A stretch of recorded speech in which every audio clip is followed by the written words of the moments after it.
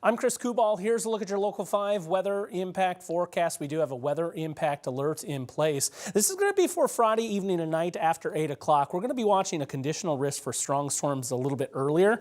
Not too hot on that scenario, but threats would be wind and hail.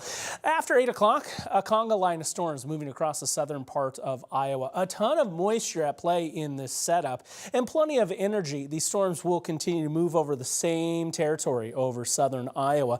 A few of those storms that get going maybe of the stronger type with wind and hail threats, but mostly my biggest concern here as we look ahead to Friday and this level 2 shading across the state is really going to be in the southern half of the state and mostly focused on the amount of rain that we see.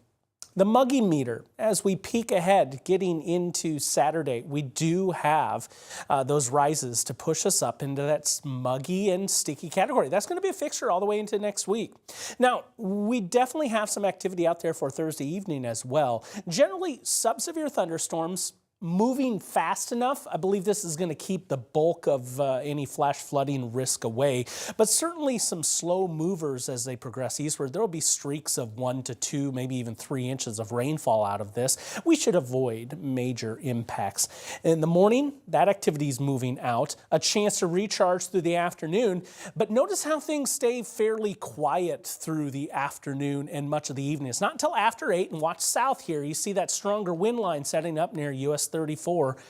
Boom, there go the thunderstorms. They'll continue to progress east against that stagnant boundary, and that's where I think there's going to be some additional concerns when it comes down to it on the flash flooding scale. So that's why that's up to a medium category.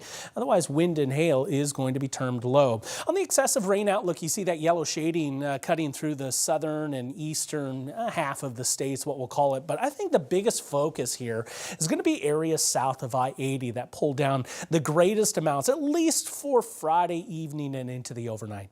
67 degrees is our overnight low, and then 85 for Friday. A couple of strong storms will be developing, again, especially later in the day. I have temperatures slated to get back into the mid-80s throughout central Iowa here overall.